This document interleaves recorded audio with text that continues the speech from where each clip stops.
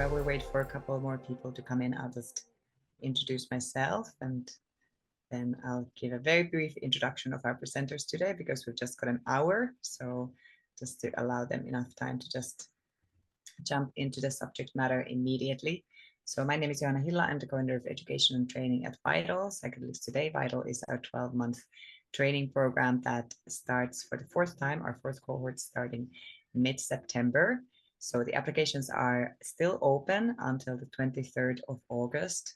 It is also open for people who are non-licensed. It is for various wellness practitioners from different backgrounds. We also have entrepreneurs, we have death doulas, we have people who work in completely unrelated fields who want to continue their personal and professional development. And yeah, it's been amazing to see how this community has kept evolving. And for many people, Vital has offered an opportunity to really come into the space of psychedelics and to find their purpose in it. So this webinar is also special for the fact that Alice here, Alice Dommert, has been our retreat partner for a couple of years, and we've worked together a lot. And she also did Vital on the first year, so she's also an alumni. And then Jarrod here is a student from the third cohort now. I hope I'm not getting this second cohort. So sorry. And we all got to spend some time together in Jamaica, where we actually found out that so many of our students were extremely interested in Enneagram, and we were like, well, what is this now? What is this overlap between Enneagram and psychedelics? And it maybe Alice and Jarrod will go into it a little bit more, but actually there's a link between also the origins of the Enneagram and psychedelics, as one of the creators of the Enneagram is also somebody who was very influential in the psychedelic space, Claudio Naranjo. So without further ado, I'm just gonna let Alice and Jarrod take it from here. Thank you everyone once again for coming. If you would like to learn more about Vital, you can send us an email. We would be happy to respond all of your queries. And I see there's one of our students is here. Nice to see you. And Jimmy, who we also got to meet at a retreat. Nice to see you also, even though the video is not on. But yeah, so Alice and Jarrod, thank you so much for being here. Thank you for doing this webinar again. They already did it for our students and it was very, very popular. So looking forward to hearing your thoughts on the Enneagram again. And over to you. Thanks, Johanna. Yeah, so I'm Jarrod Matteson, like Johanna said, graduate of the second cohort in Vital. You're here today for Enneagram Alchemy, an inner map for psychedelic exploration. And in a lot of ways, a lot of what we're going to talk about today was kind of born in Jamaica when we all met on our retreat during Vital. So a little bit about me. In my day-to-day life, I do legal tasks, also known as being a lawyer. One of the many benefits I got from the Vital program was to get involved with Alice in the Infinite Center, where I'm one of the partners. And like Johanna mentioned, this year, the Infinite Center is the partner with Vital to offer the retreats for this cohort in Vital. I also support individuals that are working on self-discovery work, including exploring through the use of psychedelics. And I've been using the Enneagram as a framework in that work for the last couple of years. So I'm here today with Alice Dommert, my partner at the Infinite Center. Hi, Alice.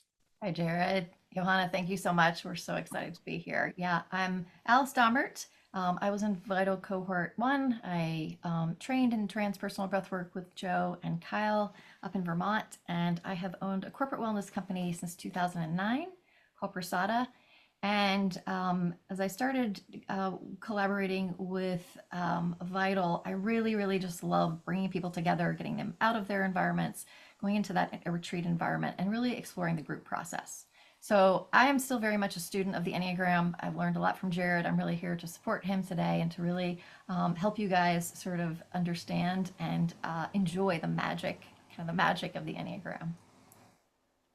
Yeah, so Alice and I met in Vital last year, and just to give my own pitch for Vital, for those of you that aren't in it but are interested, in a lot of ways, for me, joining Vital was the culmination of my own self-discovery journey that really began when I was a kid. I've always been interested in what's going on in my inner world, and joining Vital allowed me to better understand best practices for working in the psychedelic world, holding space for others, and how I can start sharing the inner work tools that I've used over the years, with others.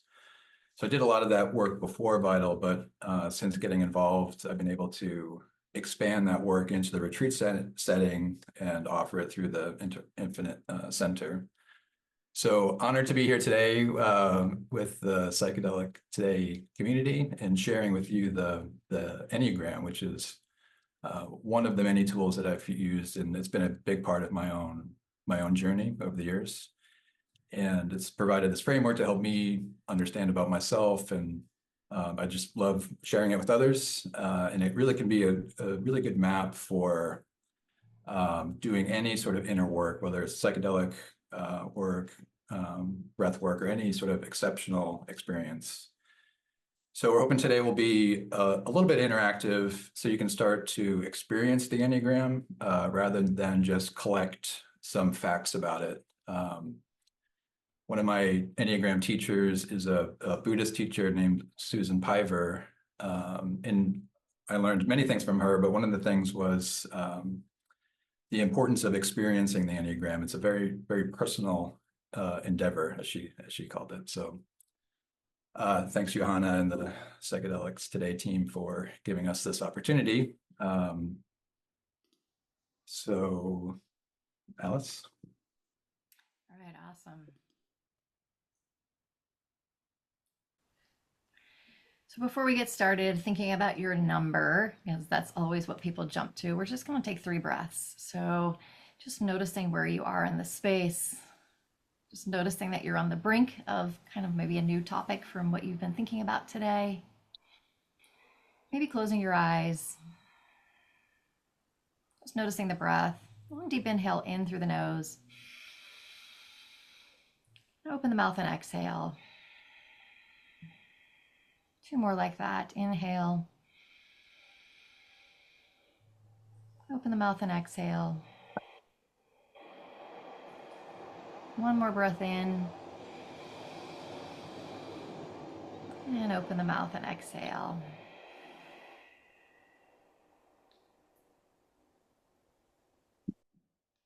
So it might be, as we get started here, if you have paper and something to write with, because we will do some exercises. But so as we dive in here, what is the Enneagram? You may or may not have heard of it. It's best known as a personality typing system that has describes 9 distinct personality types that are called Enneagram Types or Enneatypes. So if it comes up in conversation, usually the first question someone will ask is, what is your type, or what number are you? So to just kind of get us warmed up here, we're curious the experience level of the group. If you know your type, just let us know in the chat. If you have no idea what the Enneagram is or what your type might be, just say I have no idea, and that's good too. We're gonna keep it at a beginner level, just kind of curious. All right. 5, 4, no idea. Excellent. 6, 1. Adam, you are my new friend. I'm also a type 1. 6, hi Jenny. 9, no idea. Okay, got a good mix. Types from each of the triads, which we'll get into. So as a personality typing system, there's a few misconceptions that people often have about the Enneagram that we wanted to just acknowledge up front. So they're kind of listed here. Some common misconceptions are, one, that it puts you in a box by defining you. It's kind of restrictive. It predicts how you're going to react to certain situations. Another misconception is that it's just like any other typing system, whether it's horoscopes or the millions of other personality tests out there, or human design or gene keys. These can be fun to know a little bit about yourself, fun to share at parties or in social situations, but it's not necessarily that useful. And a third misconception is that it's too focused on our negative traits or negative aspects, and it's not necessarily aspirational. And so there might be some truth to these, but in my personal opinion, the Enneagram is a lot more than just the personality typing system. So for today's purpose, we're going to use this definition here. The Enneagram is a typing system that provides a map of your inner experience so you can become more aware of what motivates you, can improve how you relate to others, and you can find your unique path to personal and spiritual growth.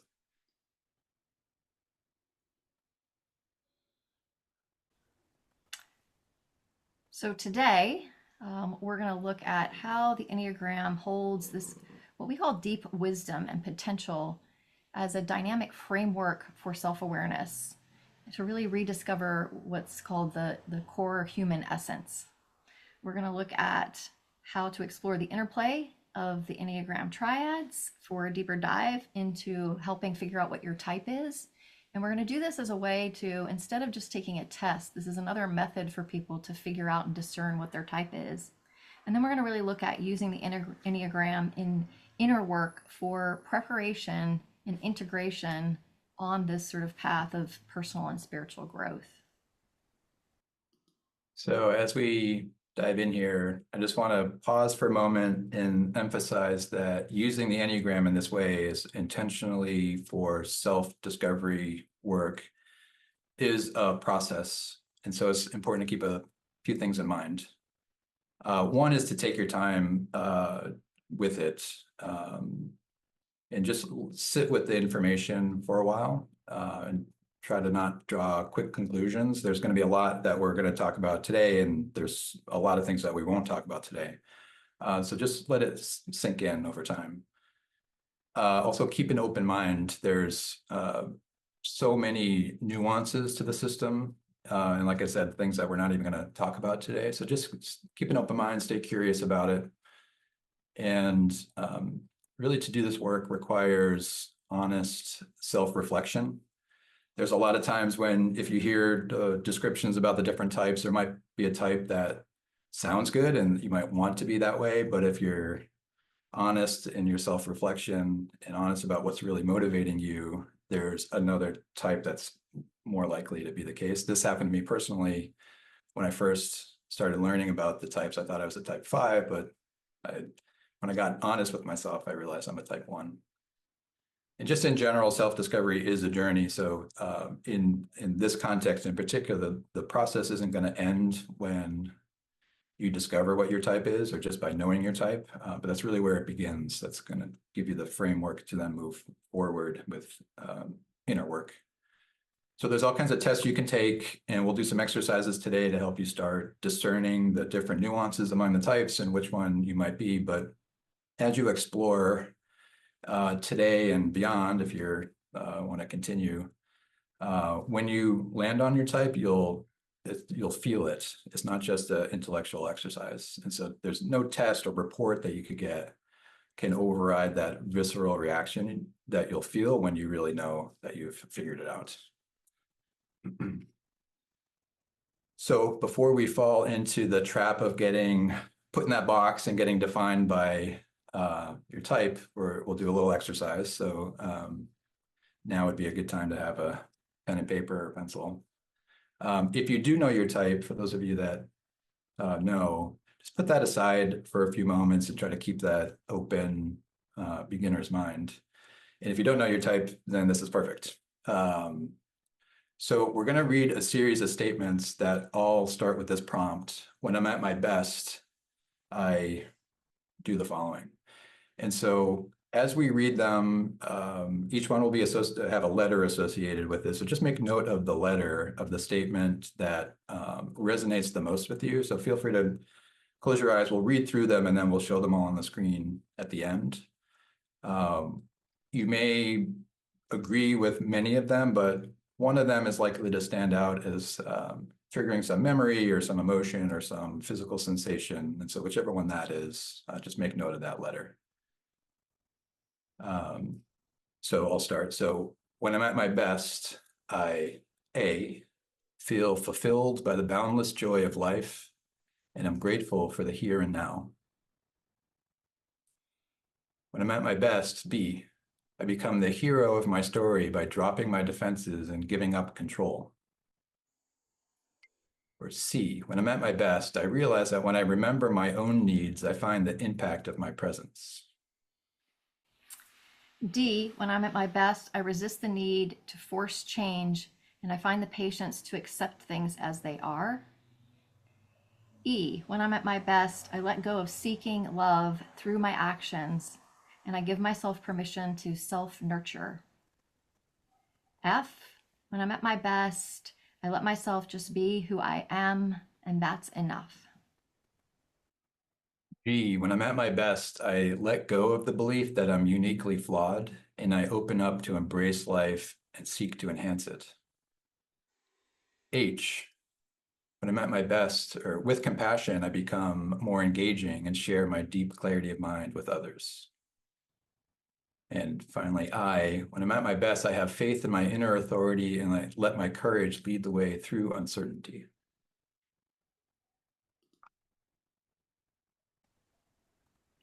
So here's the list. And maybe the one that resonated for you, write down that letter and then the sentence that resonates most for you. I'm going to give you about 2 minutes here. And maybe if you can write down an example of how that shows up in your life or your behaviors. So you'll have 2 minutes.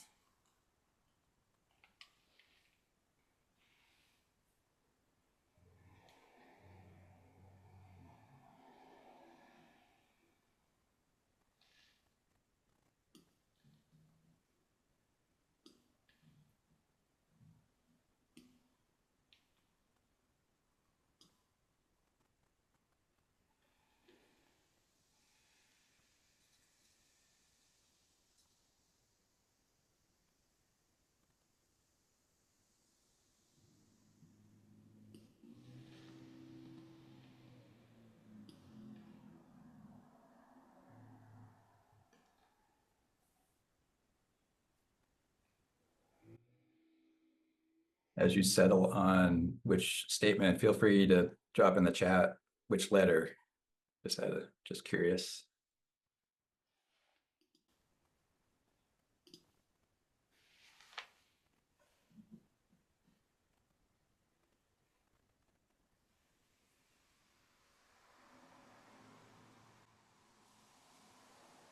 So A's, cool.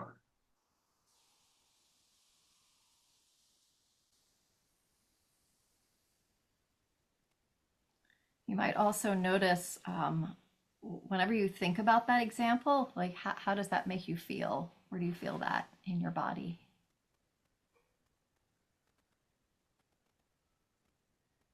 All right. Time's up. All right, so yeah, just wrap up what you're writing. So what we just shared in that first series of statements gets to the core idea of in the Enneagram of your essence. It's the aspiration that when I'm at my best and the grip of the personality is released, my underlying essence has room to emerge. And we'll get into a little bit more into that later. But imagine the essence, or each number is like a city. And so it could be San Francisco or New York or Boston or any other city. Each city has its own architecture, history, geography, and population that all combine at the core to define that city. So each city has an essence. And in a similar way, each Enneagram type has an essence. And each of you have an essence that's based on your type. That essence is unique to you. So here are the statements. And so just recall which statement or letter resonated with you. And just note we've lined them up here with the corresponding Enneagram type. So this, I would treat this as not definitive. It's a very simple exercise, but it's your first data point to help you determine what your type might be. And so we're going to do another exercise that's similar, but this way, this time we're going to look at how you act when life gets difficult. So we'll do the same thing. We'll read a series of statements, but the prompt will be, when life gets difficult, I do the following. So again, feel free to just listen and reflect and see which one resonates the most. You're likely to resonate with more than one. And just make note of that letter, and we'll give you a moment to write at the end as well. So when life gets difficult, I retreat into the deep emotion of the difficulty with a woe is me attitude.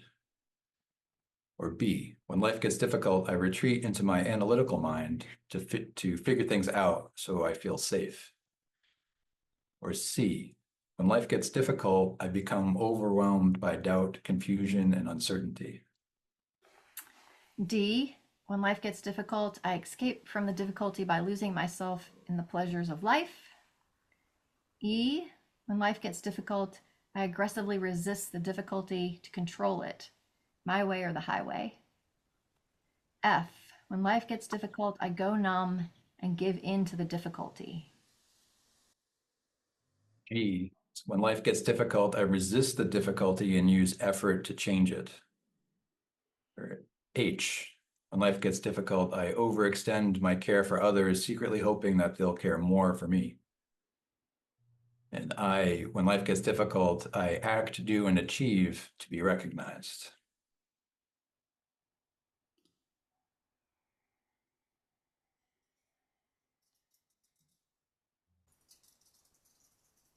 So we'll do the activity again, where here they are listed. And so thinking, and for some reason, I think that this one is easier, thinking about when life gets difficult versus when you're at your best. But thinking about which one of these resonated for you, and then again, identifying an example of when something like this might have come up and a few details about that. We'll have about 2 minutes.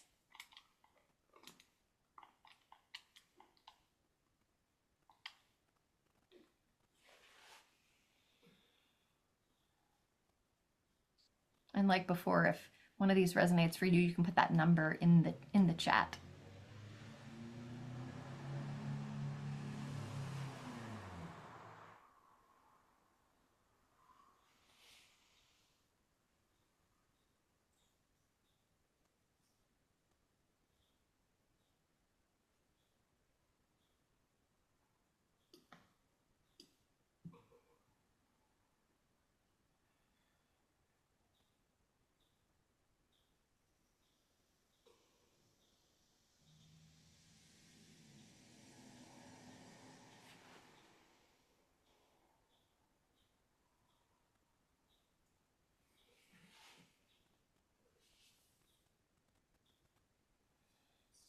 And the same thing here, maybe when you're remembering that experience where this might have come up, how does that feel?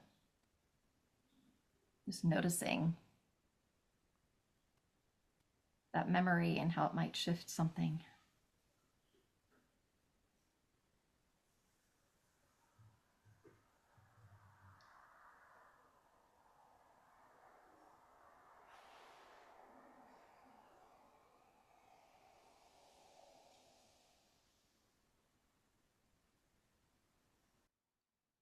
All right.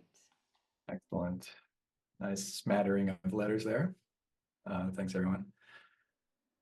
So this second set of statements are how you react to life's difficulties, again, uniquely to your type. The idea is that when life gets difficult, the grip of your personality tightens and your essence becomes blocked and it starts to recede. And so this is why often people can experience similar situations and they'll react or respond in completely different ways because they have different Enneagram types. So here are the when life gets difficult statements lined up with each of their Enneagram types. So again, recall which letter and statement resonated with you and note the Enneagram number associated with it. Again, this is not definitive, just like the first exercise, but it's your second data point to help you start determining which your type might be. And then this next slide, we're showing all of them. So they're reordered. So they're all in number Enneagram type order. So just see if you can find your statements.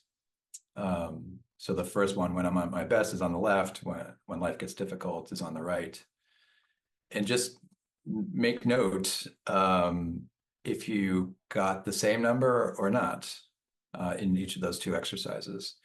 If you got the same number, then that's pretty good evidence that that might be your type. It's worth learning more about that type. If you got different numbers in the two exercises, that's also excellent news and nothing to worry about. If that's the case for you, find those two numbers and just make note of the 4 statements associated with them, and see if one of those 4 resonates more. But again, and we won't get too much into it today, but just because you got different numbers, that might mean something other than that's your type. There's relationships among the numbers that might be the reason behind that. So we'll do one last little activity here associated with these statements. Yeah, so if I'd love to have you put in the chat, like if your numbers matched, maybe put that in the chat, or if you had 2 different numbers. And then we'll just take a minute and just think about, like, what was it about the 2 statements that resonated? And can you notice any sort of recurring theme or pattern? A lot of what this is revealing is just the habits of mind, or the habits of mindset, habits of action. So we'll just take a minute.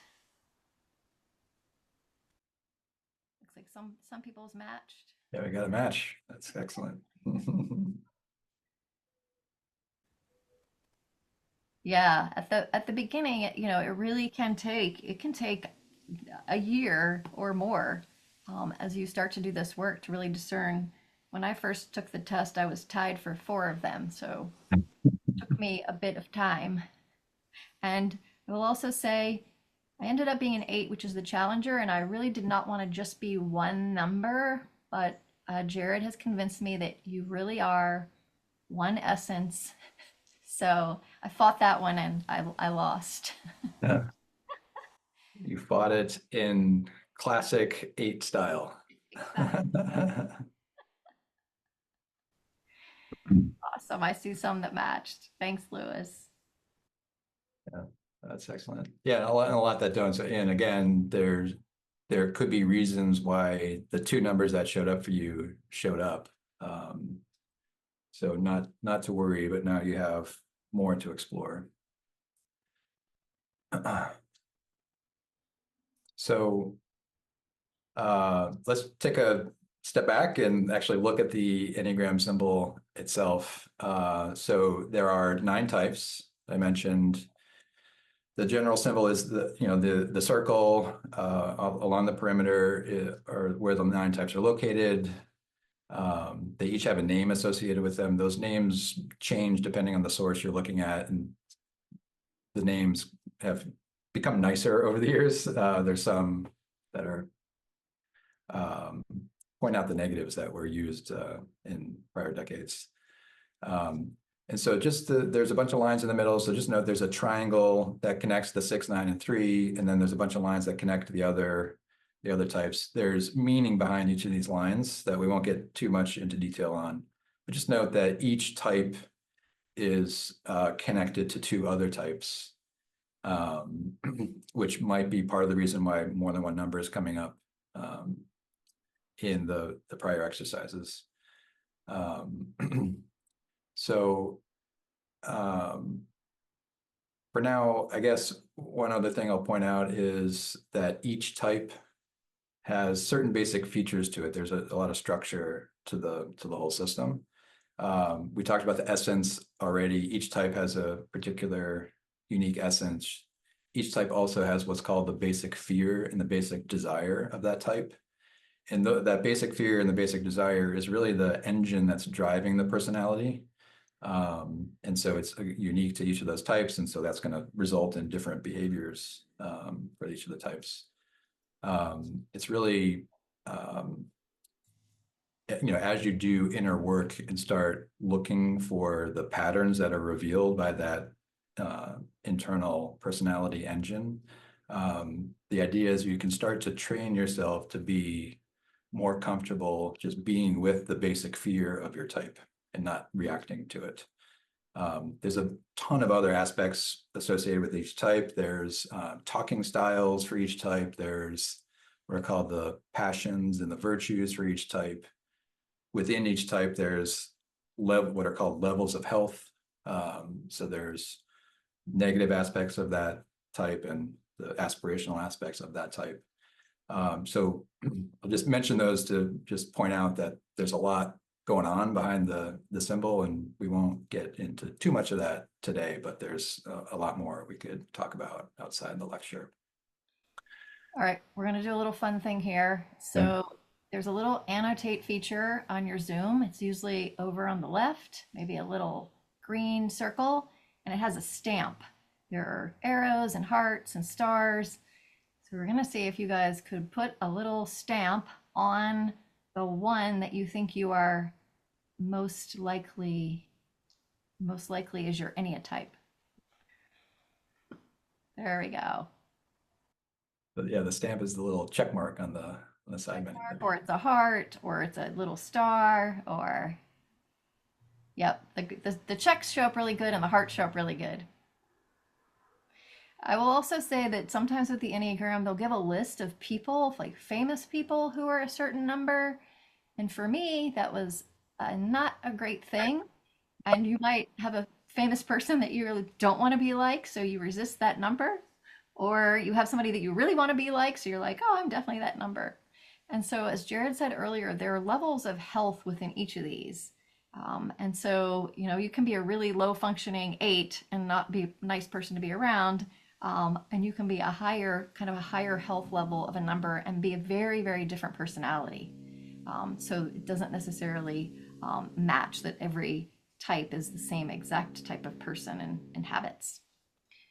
Again, we have no other 8s. We've got some 1s, 7, 6. Hi, Holly.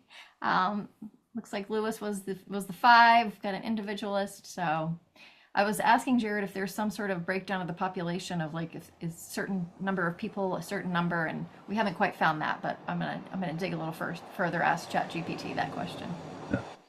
I have heard also different that answer might depend on nation, and different nations have sort of Enneagram types associated with them. But I think I have to stop sharing to erase all the. All right, while you're doing that, so we started with some exercises to help you feel into which type you might be. So in this next segment here, I want to introduce a couple different lenses that you can view the types through. And these lenses will provide further data for you to discern what your own type might be. And it also will reveal the dynamic nature of the Enneagram system overall and how the different types relate to each other. So bear with me for a few minutes. There's 9 types, and so if you group them in groups of 3, those are known as triads. And so there's different ways to do that. So there's 3 primary triad groupings that are sort of utilized in the Enneagram world. So we're going to walk through all 3 of them. So it's a sort of a trio of triads that we're going to walk through here. So we'll try to go through each, and hopefully it'll all make some sense at the end. So the most fundamental of the triads are what are called the centers of intelligence. And in the Enneagram system, we have 3 centers of intelligence. So there's the body center, the instinct center, the heart or the feeling center, and the head or the thinking center. And the centers of intelligence represent the primary ways that we perceive the world through our thinking center. We then process in our heart or our feeling center, and then we respond or engage in the world around us through our bodies. And so understanding these centers helps to uncover the core motivations, fears, and desires that are driving your behavior. The types within any one of these centers of intelligence share some common features. And so understanding those common features can help you maybe narrow down, at least, you know which of the centers of intelligence is dominant in you, and that can help narrow down to 3 potential types. So the common features in each of the centers are, what are the types in that center of intelligence fundamentally seeking?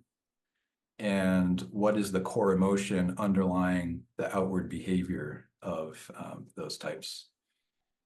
How each type within any one center expresses that fundamental drive and the underlying emotion will vary, and that's what sort of distinguishes the types within a center.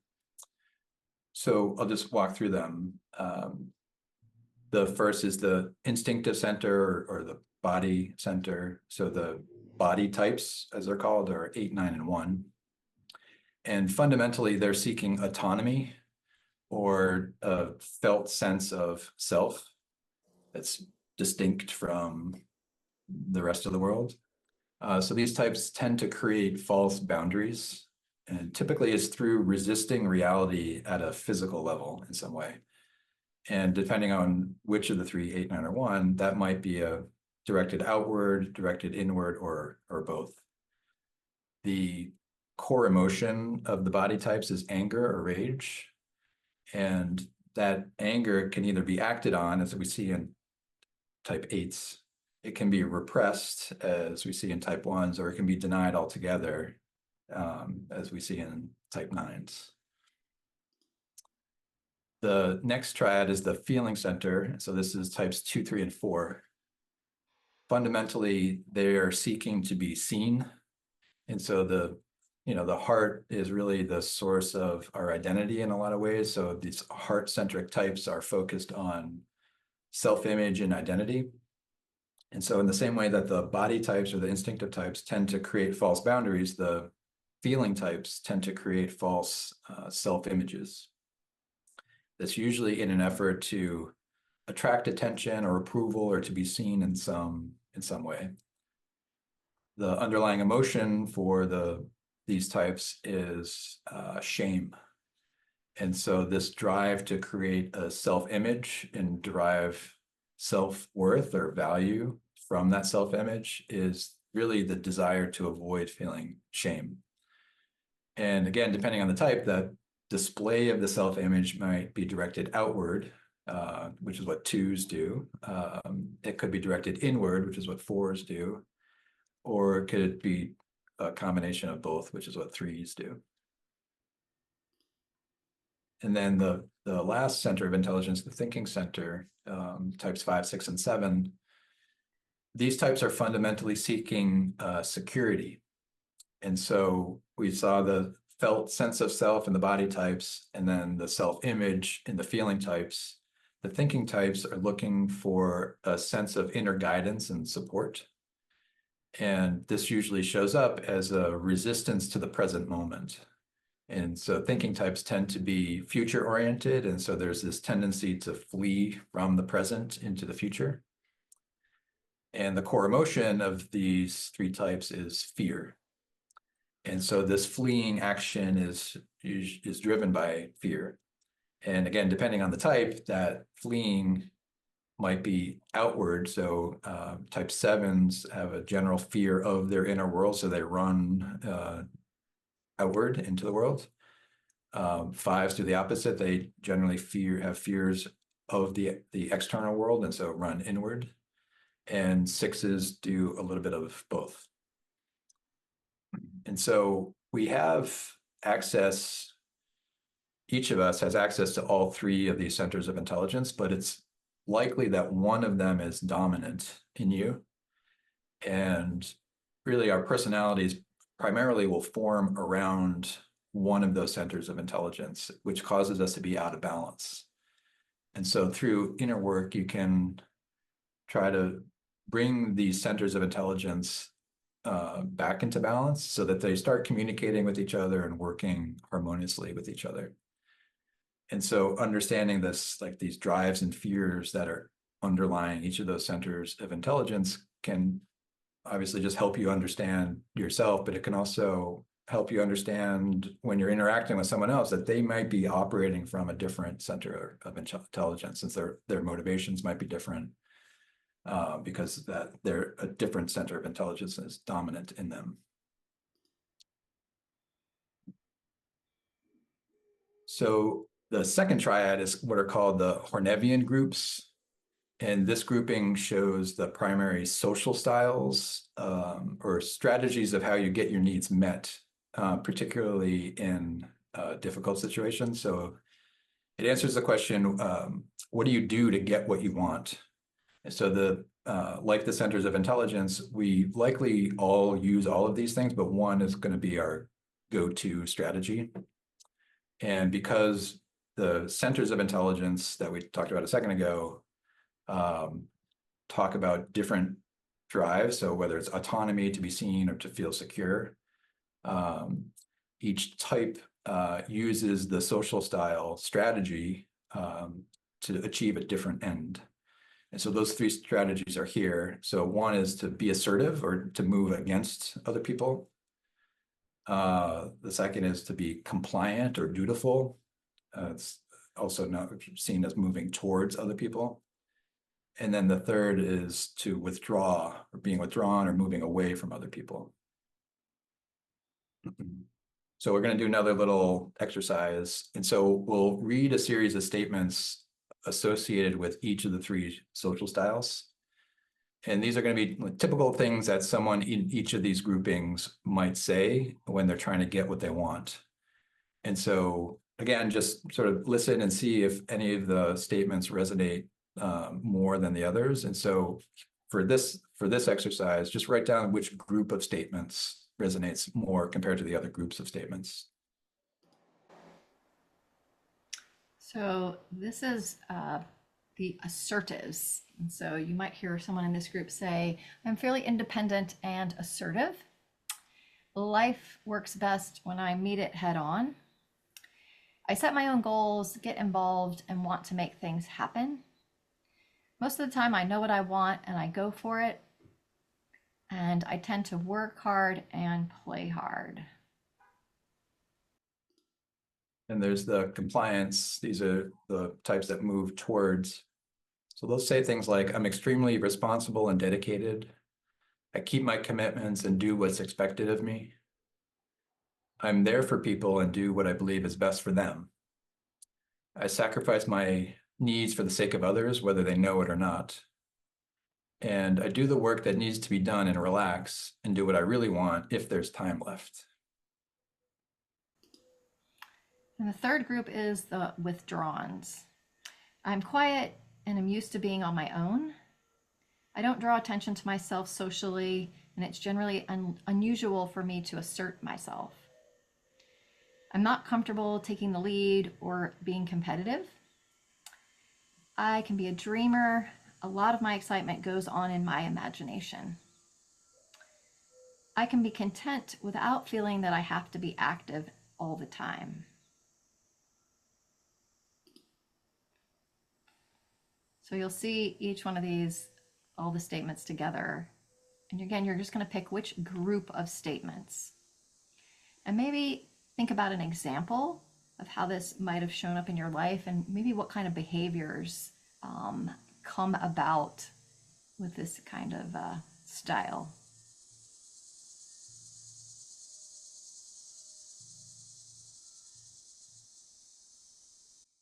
Give them 2 minutes again. Yeah, about a minute.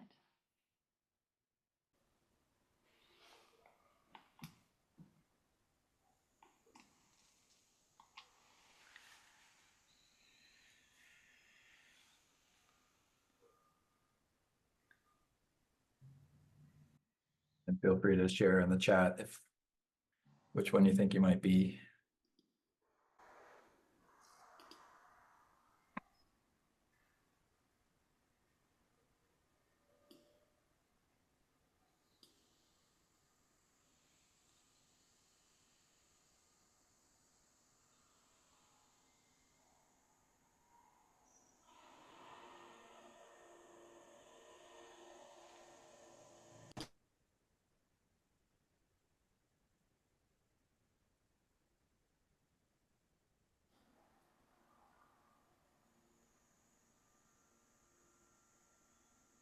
All right. All right, final triad. So as with the social styles and the strategies to get what you want, this next triad focuses on what are called coping styles, or ways that you react when you don't get what you want. This triad is known as the harmonic groups. So it answers the questions, what do you do when you're disappointed?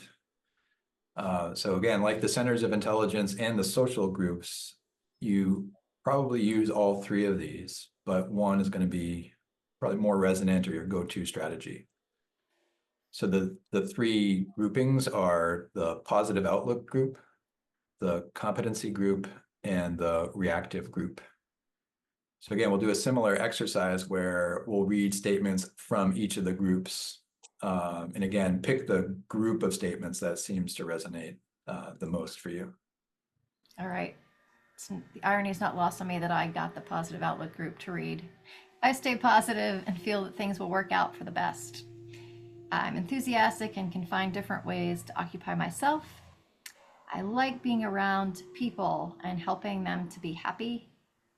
I don't always feel great, but I try not to show it to anyone. And staying positive sometimes means that I put off dealing with my own problems. Then there's the competency group. They would say things like, when they're disappointed, I prefer being self-controlled and logical rather than emotional. I am efficient, even perfectionistic, and prefer working on my own. With problems or personal conflicts, I try not to bring my feelings into the situation. I'm cool and detached because I don't want emotions to distract me from what's important. And I usually don't show my reactions when others get to me. And the last group is the reactive group.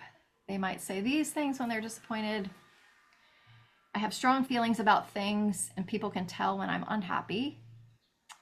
I can be guarded with people, but am more sensitive than I let on. I want to know where I stand with others and tell them where they stand with me. When I'm upset, I want others to respond and to get as worked up as I am. I know the rules and don't want people telling me what to do. I want to decide for myself. So here are the three groups. And again, you'll write down which one of these resonates for you the most. And you'll have a minute to write down an example about how this might show up, these coping styles.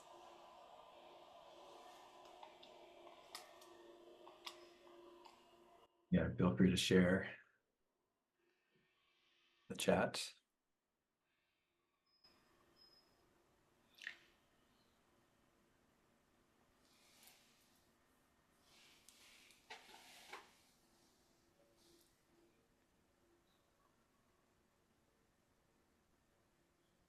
Yeah, I saw Jenny write different in different situations. And yeah, we're never just solely one thing, and different people and environments can bring about different reactions. Yep. A lot of positive outlooks.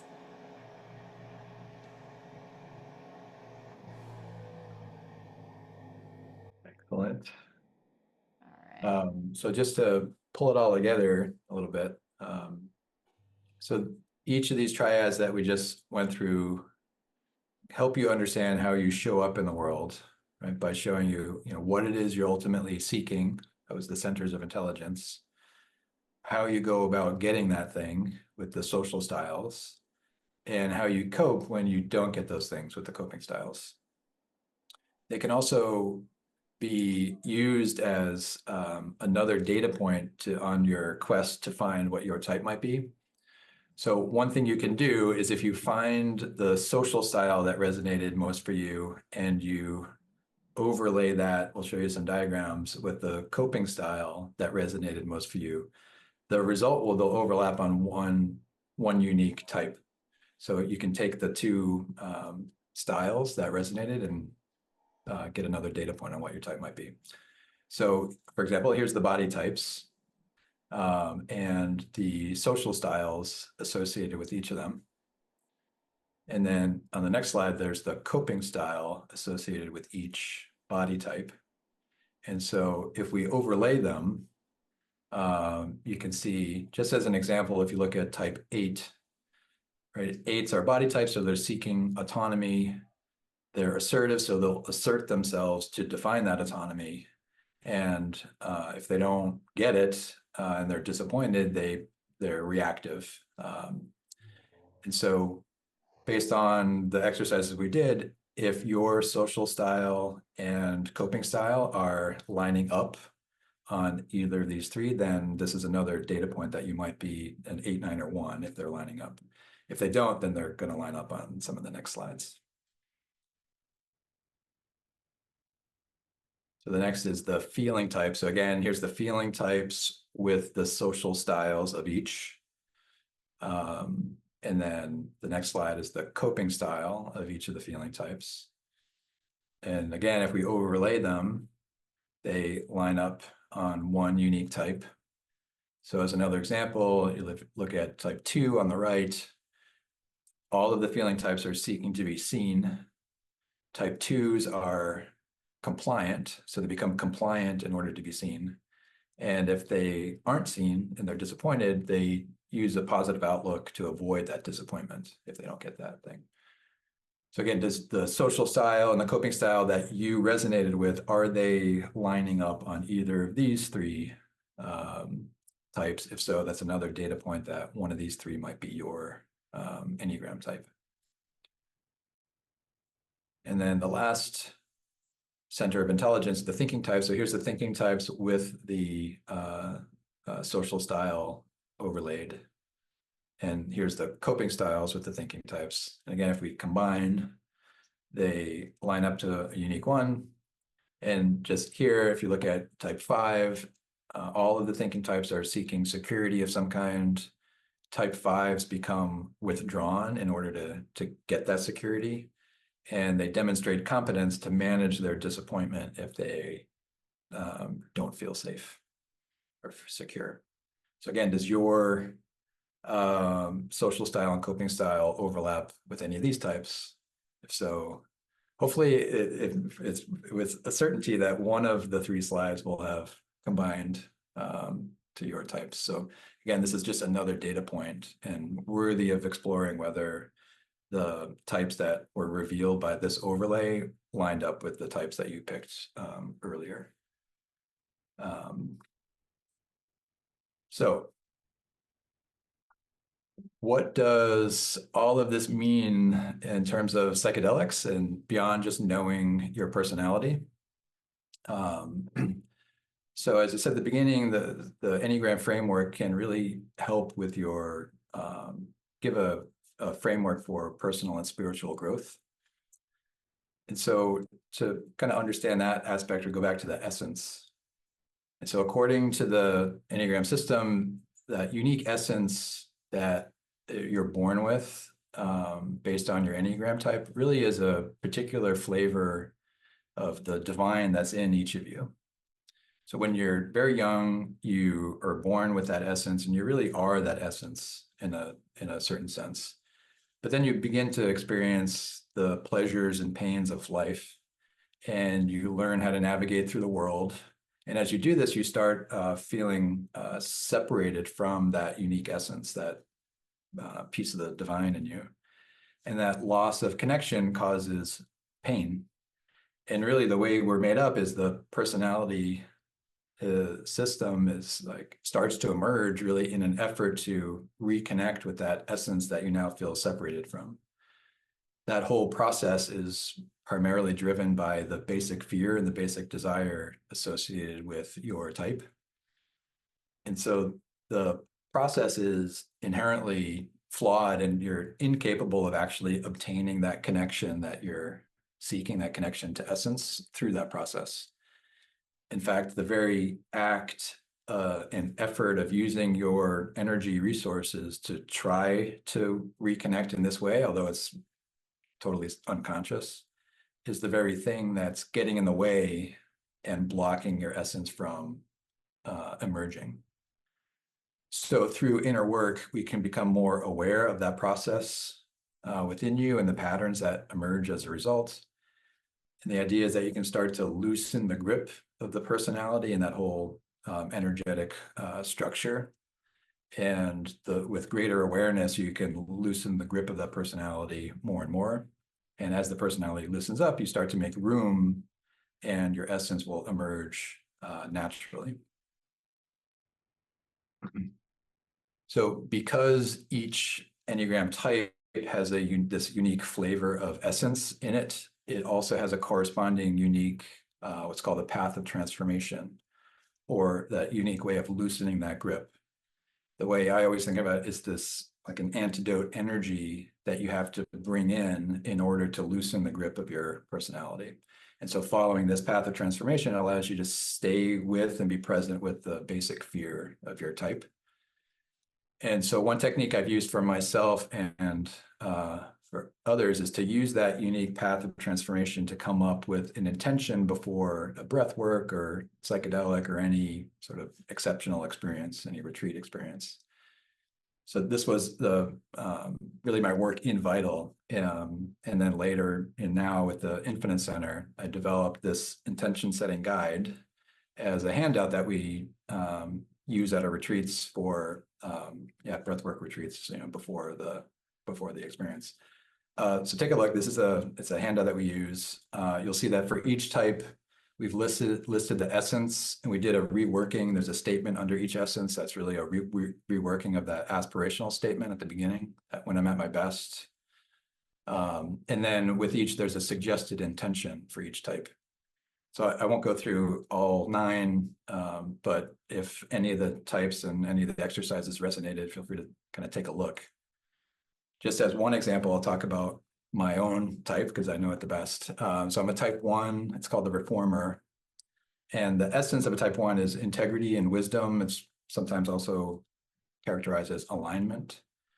And the path of transformation associated with that essence is accepting reality as it is.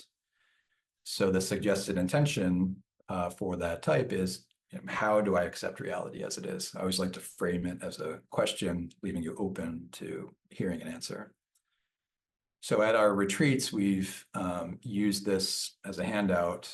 For our participants, if they know their type, they're able to kind of go to that suggested intention and start exploring. If you don't know your type, you can still use it and use it as a guide, like what's coming up for you that day, which of these statements or the description of the essence is coming up for you that day of the retreat. And so we'll use this as a handout and start it as a journaling prompt as our part of our preparation. So we'll ask the questions that are here in the middle. Which type best represents what you'd like to explore and why, and what intention would support that? And so often the suggested intention really is like a starting point as a journaling prompt to then personalize it for you on that day.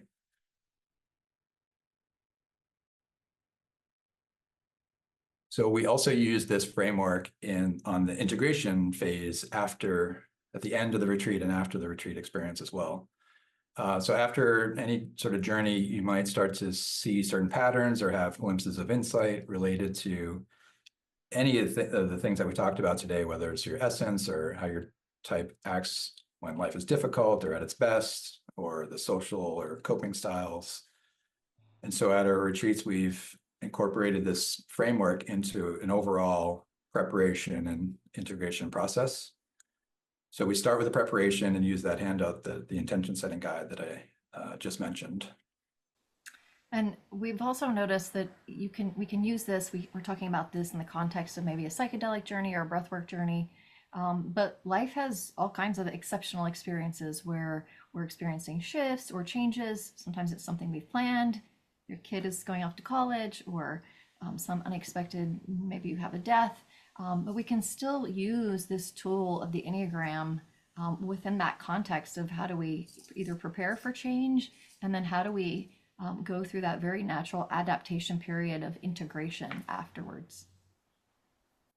Yeah, so then we offer it as the Enneagram as a framework to help as a tool for helping integration. So after the experience at our retreats, we'll ask the participants to reflect back on the intention they set at the beginning, and we'll ask, these questions here that are on the bottom of the slide. So reflecting on your intention, did you notice any patterns during your experience? What patterns did you notice? And these patterns might be energetic, behavioral, or some other form of a pattern. And then prompt, what are some ways that you can work with your pattern or allow it to point toward your essence? And so the context here is that, what is a pattern?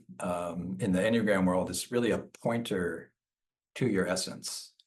So a couple minutes ago, I talked about the story of, the human condition of that we're all born with an essence based on your type, but life unfolds, you begin to feel separated from your essence, and your personality comes online to try to reconnect with that essence that's perceived as lost. And this is a flawed process, like I mentioned, but it's a useful process for your personal and spiritual growth, because the patterns of the personality are really pointing to your essence. And so this is the genesis of the title of today's talk. It's the alchemy of the Enneagram. It's the energetic patterns that are generated by your personality are the lead that's within you. And as the grip of the personality tightens, as I mentioned, that lead becomes heavy and it blocks your essence. And by bringing in awareness to this energy and these patterns, that stuck, heavy lead energy can be converted into the gold energy of your essence. So again, I'll just talk about myself as a type 1. Like I said, the essence is integrity or alignment. And so for me, when things are out of alignment, I feel this urge to fix them or correct them or realign them, whatever the situation is. And so there's this physical, energetic tightening that I feel that usually triggers some critical thinking in my thinking center. So I feel this tightening in my body center, critical thoughts in my thinking center. And then in my feeling center, usually the dominant emotion is frustration. But if I relax around the edge of all of those sensations, that tightening, and I pull back and give space for that misalignment to work itself out, I can soften that by accepting reality as it is, which is the suggested intention for type 1. And so all of that energetic mechanism that's happening in me is this pointer or reminder that it's really an effort to try to connect to my essence.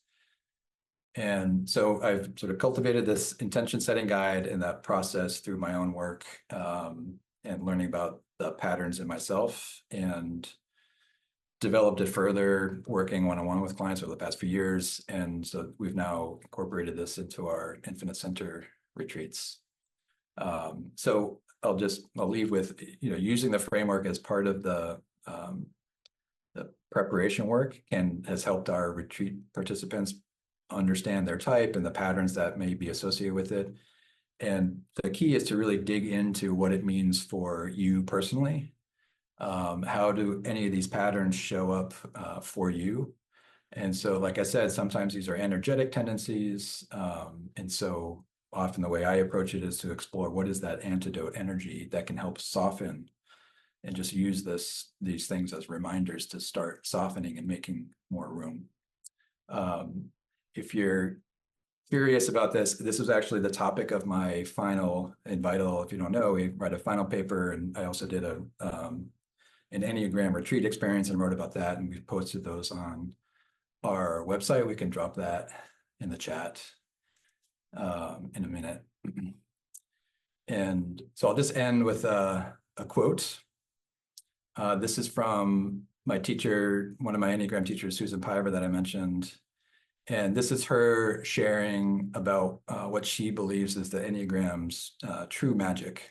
And so she says, this is in her book, with the Enneagram, we untether ourselves from the merciless treadmill of self-improvement to see what is already perfect in ourselves, in others, and in every moment.